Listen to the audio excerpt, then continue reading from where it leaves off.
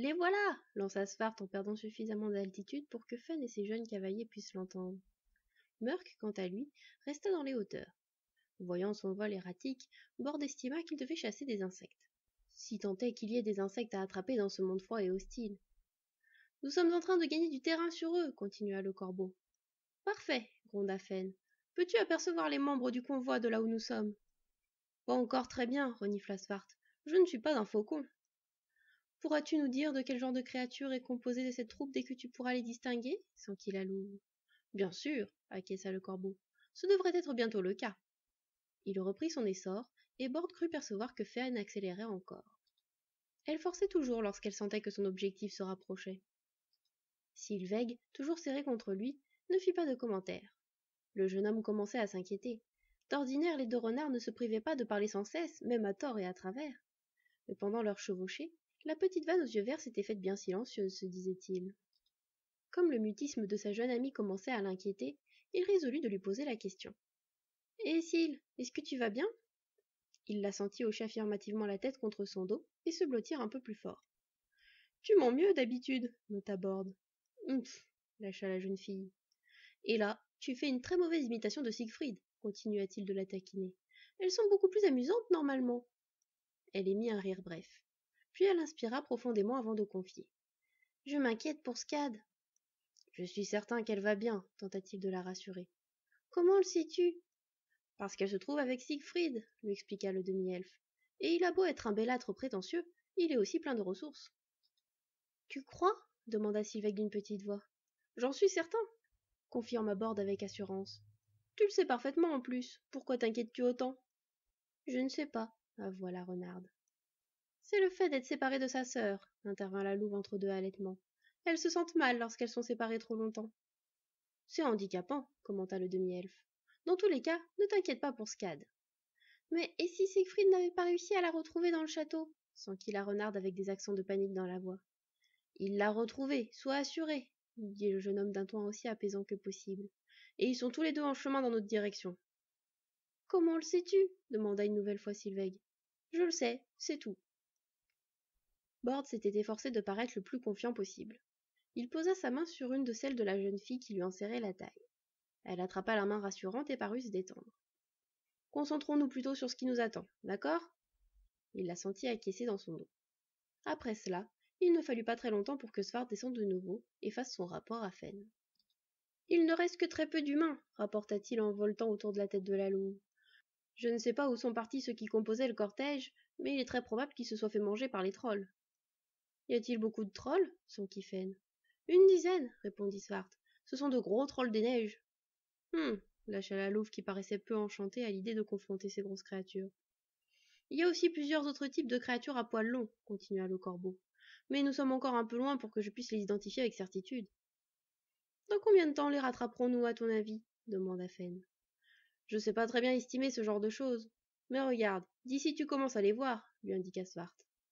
Très bien, déclara la louve. Tu peux rejoindre ton frère. Merci pour tes informations.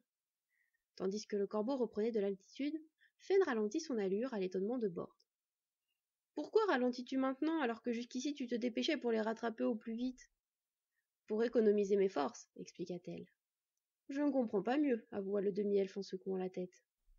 Maintenant que je peux les voir, précisa-t-elle, je sais quelle vitesse adopter pour les rattraper, tout en conservant suffisamment de force pour une dernière accélération qui les prendrait de court. Oh s'exclama Bord. Tu chasses? Exactement, confirma la louve. Je suis un peu déçue que tu ne t'en sois pas rendu compte plus tôt.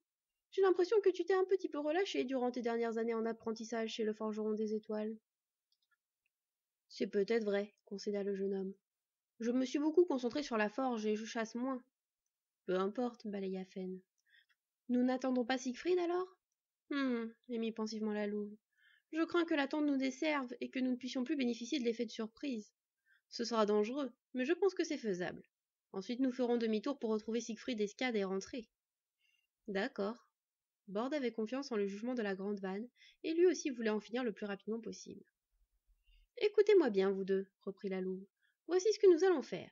Quand nous serons suffisamment proches, Sylvègue, tu descendras et reprendras ta forme de renard. Tu feras le tour, et tu fonceras le plus rapidement possible au milieu du cortège pour faire diversion par le flanc. Assure-toi de bien attirer l'attention du plus grand nombre. D'accord, acquiesça Sylvain. Pendant ce temps-là, continua la louve, je nous emmènerai, Bord et moi, auprès du coffre qui contient le cœur d'Ule. Toi, Bord, tu le récupéreras et nous nous éclipserons aussitôt. Ça paraît assez simple, commenta le jeune homme. Ça l'est, confirma Fen. Nous avons face à nous des trolls des glaces et des humains épuisés. Je ne pense pas que nous ayons à réfléchir à une stratégie plus compliquée que vous n'auriez pas le temps de retenir de toute façon. Svart a parlé d'autres créatures, pointa la renarde. Peut-être représente-t-elle un danger? Peut-être, approuva la louve. Mais pour celle que tu n'auras pas réussi à attirer, il faudra bien que mes crocs ou ma vitesse nous suffisent, puisque Bord est désarmé. Je pourrais récupérer les armes de l'un des humains, suggéra le demi-elfe qui voyait d'un mauvais œil la perspective d'être inutile lors d'un événement aussi crucial. Nous verrons sur le moment comment les choses se dérouleront, éluda Fen. Quoi qu'il en soit, avez-vous bien compris? Oui, lancèrent les jeunes gens en chœur. Alors tenez-vous prêts à œuvrer à mon signal, ordonna la vanne. Ils se tinrent silencieux et prêts. Environ une demi-heure de course plus tard, alors que le cortège de la Reine des Neiges se faisait plus net devant leurs yeux, Bord commença à s'inquiéter que les personnes et créatures composant le convoi ne les aperçoivent. Il crispa les mains sur la fourrure du cou de la louve. C'est ce moment que choisit cette dernière pour s'arrêter et lancer. Syl, maintenant! La petite vanne obtempéra immédiatement, glissant du dos de son aîné tout en reprenant sa forme de renarde, et fonça le plus rapidement possible sur la droite pour opérer un arc de cercle qui l'amènerait sur le flanc droit du cortège. Alors que l'éclair roux disparaissait peu à peu à leur vue, Svart descendit au niveau de la tête de la louve. Fen, dit-il, quelque chose se passe. Comment ça, s'agaça la louve à l'idée d'un contretemps. Le cortège de la Reine des Neiges est en ébullition. Je crois qu'il est attaqué, rapporta le corbeau. Ne serait-ce pas le fait de Sylveg? S'enquit Bord. Non, non, lui assura Svart avec véhémence. Elle n'a même pas encore atteint le convoi. Oh, émit le demi-elfe, ne sachant que dire. Fen, elle, restait silencieuse. Son protégé supposa qu'elle réfléchissait à toute allure à la nouvelle meilleure marche à suivre. Et il espérait que Sylveg ne ferait pas irruption au milieu d'un combat. L'inquiétude le gagna rapidement. Que faisons-nous, Fen? Ne put-il s'empêcher de demander. Nous allons voir, lâcha la louve. Au point où nous en sommes, de toute façon, peut-être pourrons-nous profiter de la confusion pour récupérer le cœur d'Ule. C'est risqué, non? Émit timidement Bord. Certainement, acquiesça Fen. Mais nous n'aurons peut-être pas de meilleure chance. Alors autant essayer de saisir celle-là. Sur ces mots, elle accéléra.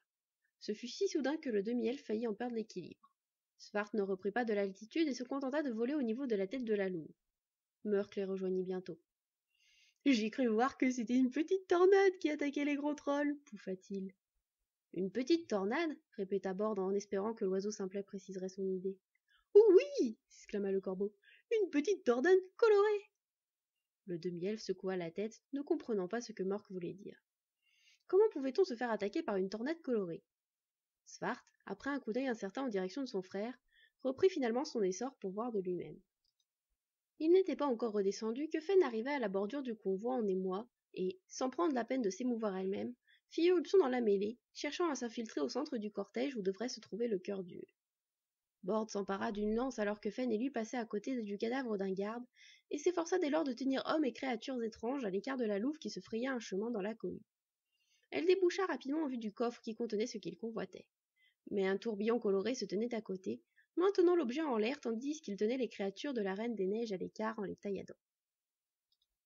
C'est ce moment que choisit Svart pour faire irruption en criant « Loki! C'est l'as Loki qui cherche à récupérer le cœur d'Ule !» La tornade se changea alors en l'as malicieux qui tenait le coffre sous le bras et une dague dans chacune de ses mains. Il leur fit un clin d'œil, et alors que Fen lui bondissait dessus pour lui arracher le coffre, il se métamorphosa à nouveau en tornade et s'enfuit en riant. La louve retomba dans le vide et resta un instant hébétée. Elle reprit vite ses esprits et se précipita de rechef à la suite de Loki. Bord se tenait le plus solidement possible pour ne pas se retrouver éjecté. L'as était facile à suivre, puisqu'il se frayait lui-même un passage grâce à ses dagues tourbillonnantes, mais il se déplaçait rapidement. Fen fusa à une vitesse ahurissante. Le demi-elfe ne se souvenait pas l'avoir déjà vu courir aussi vite. Elle parvint à suivre Loki de près pendant plusieurs minutes après qu'ils se furent écartés du cortège de la Reine des Neiges. L'écart finit par se creuser, et la louve dut s'avouer vaincue, hors d'haleine. Elle passa à un petit trot, puis s'arrêta bientôt. Bord bondit lestement à terre tandis que Fen se laissait tomber dans la neige, haletante. Elle paraissait en colère. Le jeune homme s'assit dans la neige à côté de son cou dont il entreprit de caresser la fourrure. « Ce n'est pas grave, Fen, lui dit-il pour lui remonter le moral. Nous savons qui détient le cœur d'Ule à présent. Nous pouvons toujours dire à Odin que Loki s'en est emparé. Ce sera certainement plus facile pour lui de le récupérer maintenant que c'est un as qui le possède. Je ne sais pas, souffla la louve. Rappelle-toi ce qu'ont fait les As lorsque Hul tuait n'importe qui pour s'emparer de leur force. Ils n'ont rien fait, répondit Borde. Exactement. Fen se leva difficilement et s'ébroua. Dire qu'il nous est littéralement passé sous la truffe. Ah. Elle ponctuait chaque mot d'un grand mouvement de queue. Bon, tant pis. Ce n'est pas comme si nous pouvions faire quelque chose. Où se trouve Sylveig? Ils jetèrent un coup d'œil autour d'eux. Nul signe de la renarde. C'est étrange, commenta le demi-elfe. Nous sommes partis du cortège par l'endroit où elle aurait dû arriver. Nous aurions forcément dû la croiser. C'est étrange, répéta pensivement la louve. Fen! Ah, vous êtes là tous les deux! Les frères Corbeaux venaient de les rejoindre. Visiblement épuisés d'avoir poursuivi la vanne, ils se posèrent dans la neige. Que vous a-t-il pris de vous lancer à la poursuite de Loki? Leur reprocha Svart. J'ai cru que je pourrais le rattraper, répondit simplement la louve. Avez-vous aperçu Sylveig? Je ne l'ai vu nulle part, répondit le corbeau. C'est Loki qui ha ha chantonna Murk en riant. Loki qui, c'est lui qui a pris le cœur et il a enlevé la renarde. Hi hi hi hi hi. Comment? Grondèrent Borde et Fen en écho. Si, je vous assure, insista l'oiseau simplet. Quand la petite rouquine coquine venait vers le cortège, elle a croisé la tornade multicolore, et après, pouf, plus de renarde. Elle a disparu avec la tornade. Tornade, renarde, tornade. Qu'est-ce que c'est rigolo, n'est-ce pas, Svart? Tais-toi, Murk, lâcha son frère. Ce n'est pas le moment de faire des jeux de mots. Le demi-elfe et la louve échangèrent un regard inquiet. Pouvait-on croire les propos de Murk? Et si oui, pourquoi Loki avait-il enlevé Sylveig? Tout saute à Borde. Je pense qu'il ne nous reste plus qu'à retrouver Siegfried et Skad. Et avec eux, nous rechercherons Syl. Siegfried aura bien une idée. Je pense qu'il a raison, pointa Svart. Nous n'avons pas beaucoup d'autres solutions de toute manière, commenta Fen en regardant d'un air mélancolique la direction que Loki avait prise. Bien, allons rejoindre Siegfried avant qu'il ne se jette au milieu du cortège de la Reine des Neiges en déroute. Tu es vraiment certain que Loki est parti avec Sylveig, Murk? Oh oui, oui, oui, chantonna de nouveau le corbeau. Allons-y, le coupa Fen. Retrouvons Siegfried et Skad.